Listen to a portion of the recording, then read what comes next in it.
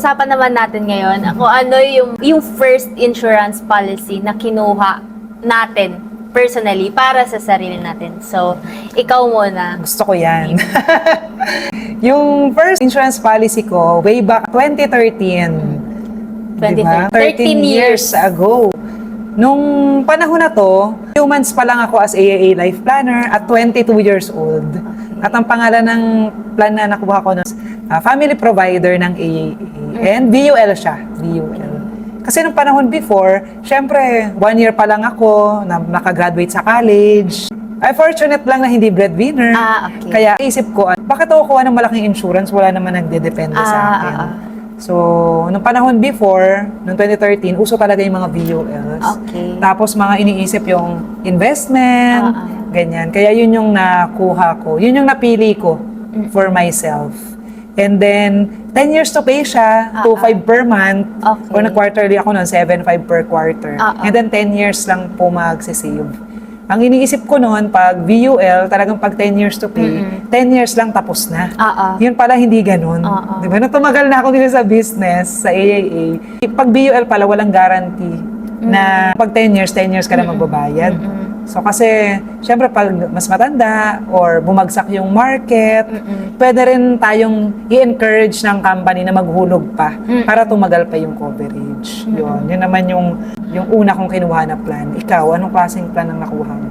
Okay. May tatanong pa sana ako, Miss Tin, ano pala yun? So kumuha ka ng VUL, kumuha ka ng plan na to, kasi that time, ang uso nga is investment agad. So, naisip mo, para lang siyang savings talaga sa'yo. Tama ba? Kumuha ka ng insurance, hindi mainly for the insurance kasi nga hindi ka breadwinner, pero para lang way to save. Ganun ba? Yung dati, kasi nung nagsimula kami, gamit na gamit yung word na investment.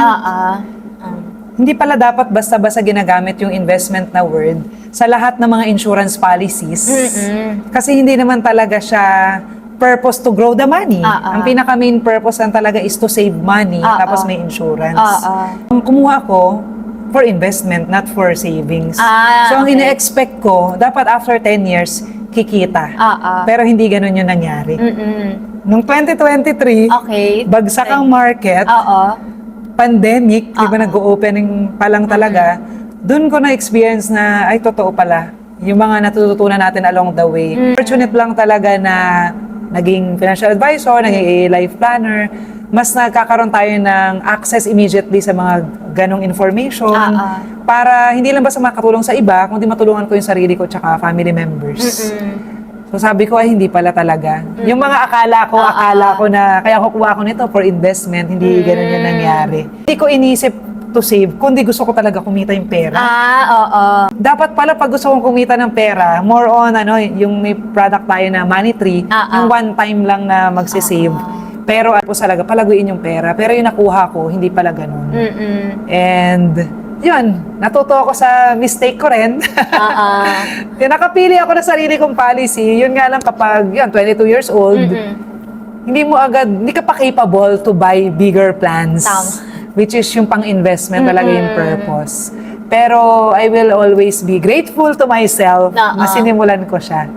Kasi marami rin nangyari nung pandemic na nagamit ko yung plan na yun. So, no regrets pa rin. At least parang 10 years mo siyang savings nung pandemic, down lahat, may nakuhanan ka pa rin. Kahit na hindi man ganun yung naging returns niya. I think kahit kung naging investment yun, tapos pandemic time, bagsak din. Bagsak din. Bagsak din. Oo. Yung plan kasi na family provider, 900,000 yung coverage ko doon na life insurance. Pero kapag bago ka, na nag-work pa lang, na you want to buy all the things na hindi mo nabili at nakuha sa parents mo when you were still studying. So parang iniisip ko doon, hindi yung coverage lang Gusto ko talaga makasave ng money. And bumagsak nga siya nung 2020, nung nag-pandemic. And nakakalungkot nung 2020 kasi nagkasakit rin yung tatay namin. Diba, na-stroke, nagka-CKD5, bumaba rin yung income. Talaga kasi nga hindi nga kami fixed income as financial advisors. Meron rin akong income that time sa real estate, pero bumaba rin.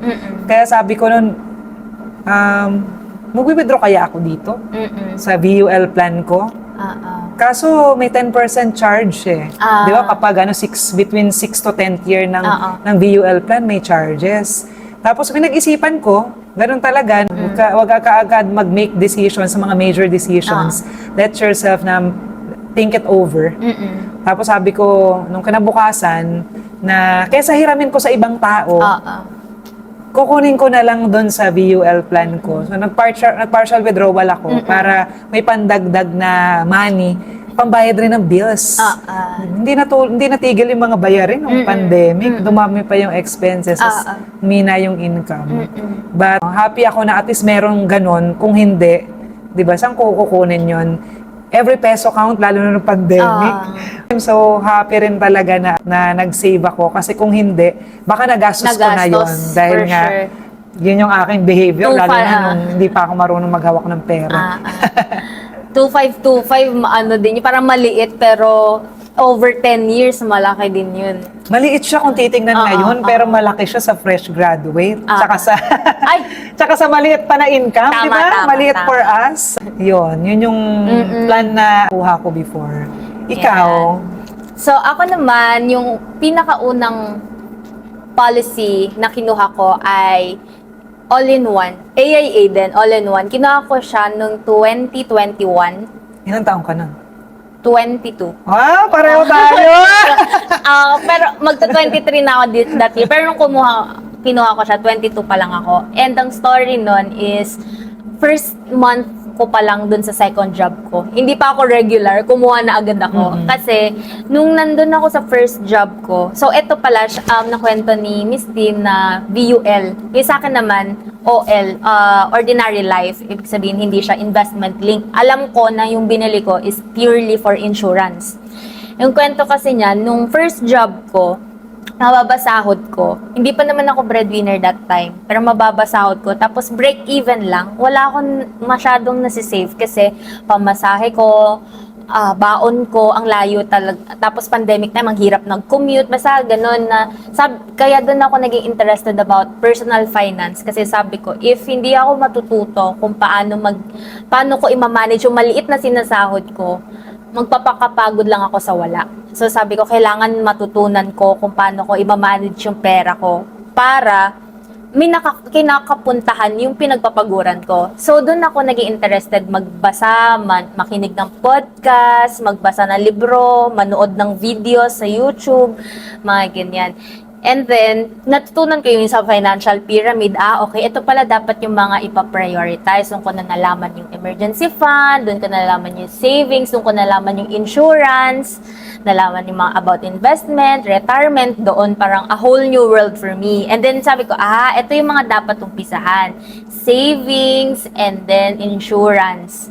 Kahit na alam ko kasi na that time, hindi ako breadwinner, pero alam kong papunta ako doon. Alam kong darating yung time na magbibigay ako for my family, na magkakaroon ako ng ambag. Noon ako yung inaambagan. So, alam kong darating time na ako yung magkakaroon ng ambag sa family. So, sabi ko, important ang insurance. So, nasettle na yun sa mind ko. Nung nag-resign ako sa first job ko, may mga naging part-time ako, online job, ganyan. So, nagsisave na ako. Tapos, nung ready na ako for second job ko, tapos first month ko pa lang, alam ko yung pinakauna kong kukunin is insurance. So, eto nga, kumuha ko ng all-in-one. Kumausap ako ng iba't ibang advisor from different companies. Wow. Nanood ako ng videos sa YouTube na pinapanood ko yung mga 20-30 minute na product reviews, ng iba't ibang plans. Talagang inaano ko kasi gusto ko best decision, right decision agad. Kasi syempre maglalabas ako ng pera and commitment to. So gusto ko right yung tama sa pangangailangan ko and kaya kong masustain. So, marami akong kinausap. And isa nga dun si Sir DJ, nakausap ko siya. So, manager ko na ngayon. Anyway, yun, marami akong kinausap. Tapos, so I was 22, tapos alam ko magiging breadwinner ako that time. Kinuha ko all-in-one, 1 million yung life insurance niya. And then, meron din siya yung mga sa critical illness, sa 1 million. Meron din siya sa personal accident. And meron din sa total and permanent disability. And for me, complete package siya kasi nagko-commute ako. Inisip ko paano pag may nangyari sa akin sa commute ko. Ganyan. And then, personal disability, alam ko na possibility din yan, lalo kapag dangerous yung trabaho. Alam ko kasi IE Alam mo, manufacturing, alam mo, dangerous sa mga ganon. So, naisip ko, possibility talaga itong mga to, kailangan insure yan. Critical illness, diba, sakit. Alam kong possibility din yan sa mga to. Sabi ko, ito, perfect for me. 1 million coverage. So, ang premium na binabayaran ko ay 1,999. Ay, 2K a month. At ang mode of payment ko ay monthly. Wow! Kasi yun lang din yung capacity ko that time. So, nag-start ako with 2K a month. And that was in 2021. So, magpa 5 years na siya. My very first insurance policy magpa 5 years na. 20 years to pay siya. Pero, yeah, at least alam ko yun nga 2,000 a month. Kung hindi ko siya sinave for insurance, alam kong madali ko na lang din siya nagastos kung saan. Pero at least alam ko ngayon, may na-build na ako for that 5 years. Tapos konti na lang, di ba? Then, at least secured na yung 1 million na yun for yung beneficiaries ko, yung family ko. And true enough, yun nga, naging breadwinner din ako, ganyan, tumutulong na sa sa expenses namin. Yun. Ang ganda ng sharing mo. Kasi pag binabalikan ko yung kwento mo, hindi ganyan yung mundo namin nung nag-start ako ng 2013. Kasi siya, grabe, yung lahat na ng mga resources, di ba, speakers, YouTube videos, Available. books, available. At talagang inaral niya para makapili ng best plan para sa kanya. Maraming advisors na kinausap. Compared nung panahon na kumuha ko ng plan noong 2013, 13 years ago, hindi pa uso yung mga ganto-ganto. So wala masyadong maraming resources na Tutulong natutulong sa'yo. sa akin to make a decision. Maliban yung first hand ko na na experience at learning dito sa company, pati sa mga kasamahan ko, pati mga na-attenda namin na face-to-face training. Kasi nung pandemic lang naman talaga nag-boom yung mga webinars na may ganito. Pero ikaw, nung at the height of pandemic, doon ka kumuha.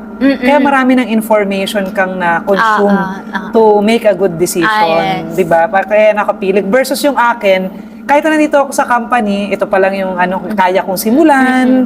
Tapos gusto ko 10 years to pay lang. Hindi as comprehensive compared pag nag-take time ka to learn and to choose. So yun yung pagkakaiba na nating mga millennial.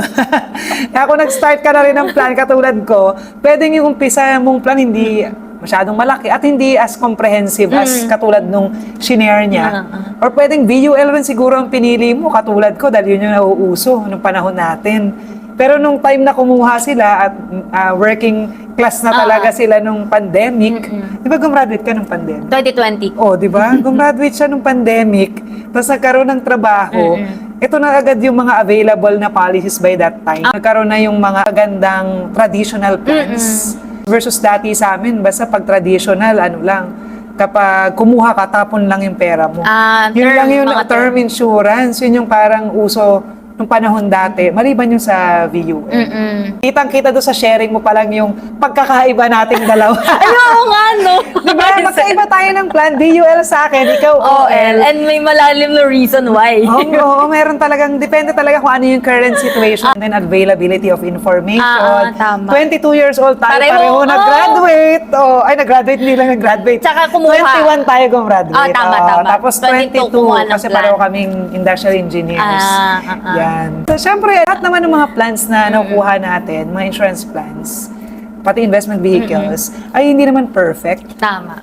Possible, meron tayong nakuha na plan na meron kang mas maganda na gusto sanang coverage pero hindi pa capable, kaya dapat mag-increase tayo ng income. Kaya mahalaga rin yung magkaroon ng annual policy review with your financial advisor and sa amin with ourselves to check ko ano pa yung gap with regards to our goals and mga coverage na gusto nating makuha.